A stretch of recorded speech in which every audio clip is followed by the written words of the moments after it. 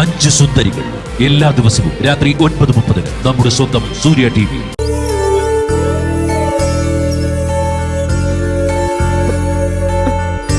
പതുക്കെ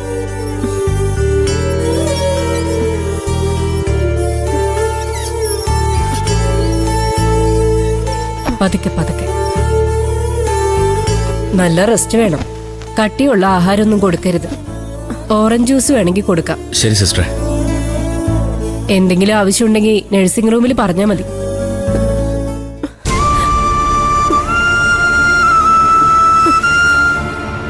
ഇപ്പൊ നിനക്ക് കുടിക്കാൻ എന്തെങ്കിലും വേണോ പ്രതിഭ?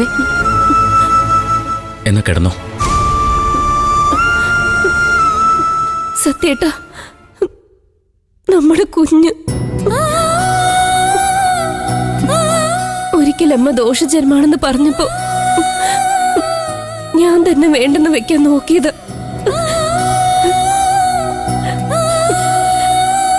ആ ജീവൻ ഇപ്പൊ എന്നെ വിട്ടുപോയത് ഓർക്കുമ്പോ എനിക്ക് സഹിക്കാൻ പറ്റുന്നില്ല സത്യേട്ടാ.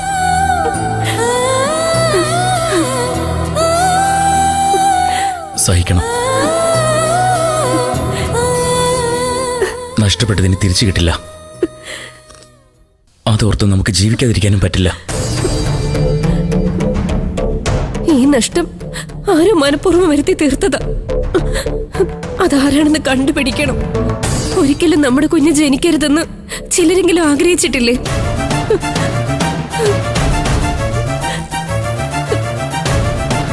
നീ അമ്മ ഉദ്ദേശാണ് പ്രതിഭ പറയുന്നേ? എങ്കിൽ അമ്മ നിങ്ങൾ കഴിച്ച അതേ ആഹാരം കഴിച്ച് ഇതുവരെ ICUലായിരുന്നു.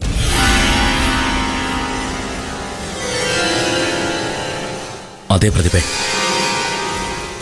അമ്മയും ഭാഗ്യം കൊണ്ട് മാത്രമാണ് രക്ഷപ്പെട്ടത്. അത് കഴിച്ചിട്ടൊന്നും പറ്റാതിരുന്നത് ഇന്ദ്രേട്ടനും ഏട്ടത്തിക്ക് മാത്രമാണ്.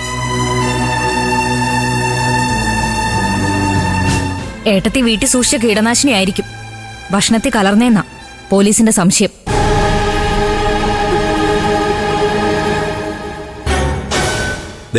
സോനെ, അത് പോലീസിന്റെ ഒരു സംശയം മാത്രമാണ്. അതവർ അന്വേഷിച്ച് കണ്ടെത്തിയതിനു ശേഷം മാത്രം നീ പ്രഖ്യാപിച്ചാൽ മതി. ഞാൻ മൈക്ക് കിട്ടി അനൗൺസ് ചെയ്തൊന്നും ഇല്ലല്ലോ ശ്യാമേട്ടാ. പ്രതിഭ അമ്മയെ സംശയിച്ചപ്പോ ഞാൻ സത്യത്തിലേക്ക് വിരൽ ചൂണ്ടിയെന്നേ ഉള്ളൂ. നിന്റെ ഒരു സത്യം ശത്രുവിന്റെ നേരെ വിരൽ ചൂണ്ടിയാലേ അത് സത്യമാവില്ല. ശത്രുത കൊണ്ട് സത്യത്തെ മറച്ചു വെക്കാനും ആവില്ല. നമ്മൾ തമ്മിൽ ഇനി തർക്കിക്കണ്ട. പോലീസ് തെളിവെടുപ്പിന് വീട്ടിൽ പോയിട്ടുണ്ടല്ലോ. അതിന്റെ റിസൾട്ട് വരുമ്പോ അറിയാലോ.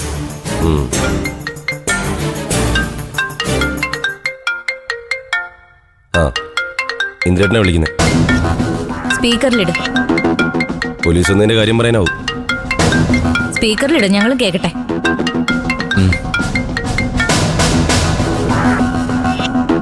ഹലോ ഇന്ദ്രേട്ടാ. ശ്യാമേ, ഹോസ്പിറ്റലിലെ വിവരങ്ങൾ എന്തൊക്കെയാ? പ്രതിഭയെ വാർഡിലേക്ക് മാറ്റിയോ? മാറ്റി. ഞാനും സത്യനും സോന ഇപ്പൊ പ്രതിഭയുടെ മുറിയില്ല. ഓക്കെ. അല്ല, അവക്ക് വേറെ പ്രശ്നമൊന്നുമില്ലല്ലോ? സത്യൻ എന്ത് പറയുന്നു? സത്യനും പ്രതിഭയും കുഞ്ഞിനെ നഷ്ടപ്പെട്ടതിന്റെ സങ്കടത്തിലാ ഇന്ദ്രേട്ടാ. അവരുടെ സങ്കടം എനിക്ക് മനസ്സിലാവും. എന്ത് ചെയ്യാം? ആ കുഞ്ഞിന് ജനിക്കാൻ യോഗമില്ലെന്ന് വിചാരിക്കാം. അല്ല, അമ്മയെ ICU മാറ്റിയോ? ഇല്ല, ഡോക്ടർ വന്നുടനെ റൂമിലേക്ക് മാറ്റുന്ന പറഞ്ഞു.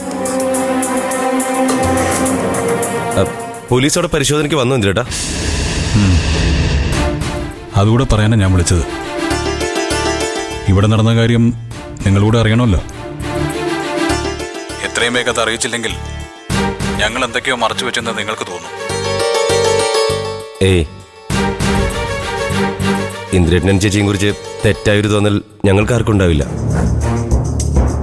പോലീസ് അവിടെ വന്നിട്ട് എന്തെങ്കിലും കണ്ടെത്തി ഇന്ദ്രേട്ടാ? കണ്ടെത്തി. ഞാനതെല്ലാം വിശദമായിട്ട് പറയാം. നീ അതെല്ലാവരും അറിയിക്കണം.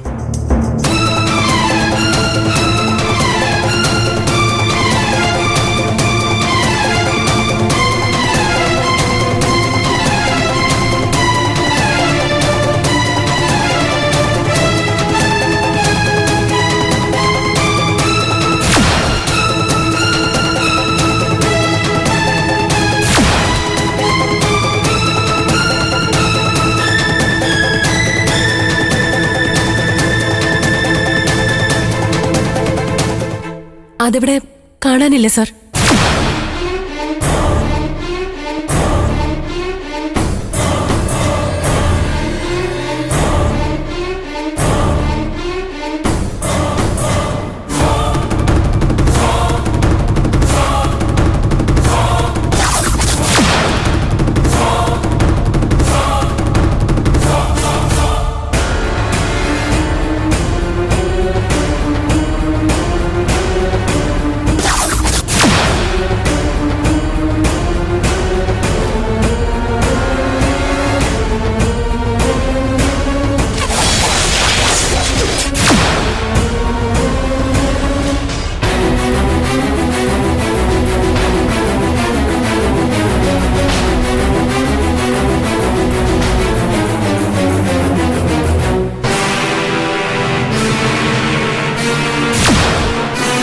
ഇവിടുന്ന് കളക്ട് ചെയ്ത എവിഡൻസ് ഒക്കെ ശാസ്ത്രീയ പരിശോധന നടത്തിയ ശേഷം ഞാൻ അറിയിക്കും.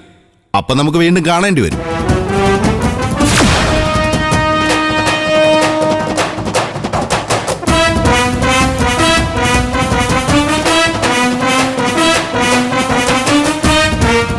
എടാ, ആരൊക്കെയും ആഗ്രഹിച്ചതുപോലെ തന്നെയാ കാര്യങ്ങളൊക്കെ മുന്നോട്ട് പോകുന്നത്. പോലീസിനും ഞങ്ങളിൽ കുറ്റം ചുമത്താനാണ് താല്പര്യം. എല്ലാം എവിടെ എത്തും നോക്കാം. ഇല്ല ഇന്ദ്രേട്ടാ, ഇന്ദ്രേട്ടൻ ചേച്ചി അറിഞ്ഞുകൊണ്ട് ഇങ്ങനെ ഒരു തെറ്റ് ചെയ്യുമെന്ന് ഞാൻ ഒരിക്കലും വിശ്വസിക്കുന്നില്ല. ശരി ശ്യാം, നീ ഒരു കാര്യം ചെയ്യ്. നീ ബാക്കിയുള്ളവരുടെ എല്ലാ കാര്യങ്ങളും ഒന്ന് പറയ്. എന്നിട്ട് നീ എന്നെ ഒന്ന് വിളിക്ക. ശരി ഇന്ദ്രേട്ടാ.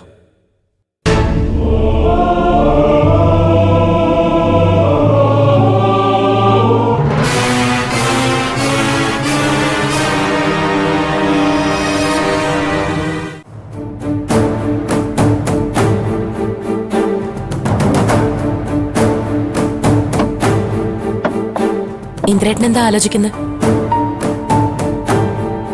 ഏയ്, ഞാൻ ശ്യാമിനെ വിളിച്ചെല്ലാം പറഞ്ഞു. ആ, അത് നന്നായി. പോലീസ് അവരെ അറിയിക്കുന്നതിന് മുമ്പ് നമ്മൾ തന്നെ അറിയിക്കണം. ഇത്രയായ സ്ഥിതിക്ക് നമുക്കും ഇനി ഒന്നും നോക്കാനില്ല. ഇതിലും വലിയ തെളിവുകൾ നമ്മൾ ഉണ്ടാക്കുവാനോ? എന്ത് തെളിവുകള്? ആ കീടനാശിനിയുടെ ബോട്ടില് നേരത്തെ നമ്മുടെ മുറിയിൽ കൊണ്ടുവച്ചത് ചെറിയ ബുദ്ധിയൊന്നും അല്ല ഇന്ദ്രേട്ടൻ. എന്നെ എന്നേക്കുമായി പൂട്ടാൻ വേണ്ടി കരുതി കൂട്ടി ഒരുക്കിയ കെണി തന്നെയാ.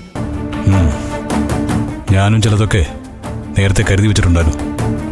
ആരെയും ചതിക്കാൻ വേണ്ടി കെണി വെച്ചതല്ല, ചതിയന്മാരെ കാണാനുള്ള കെണി. എന്നുവെച്ചാ ഈ വീട്ടില് അന്ന് നമ്മുടെ ഫാൻ കംപ്ലൈന്റ് ആയപ്പോ മെക്കാനിക്ക് ഉണ്ണിയെ വിളിച്ച ഓർമ്മയുണ്ടോ?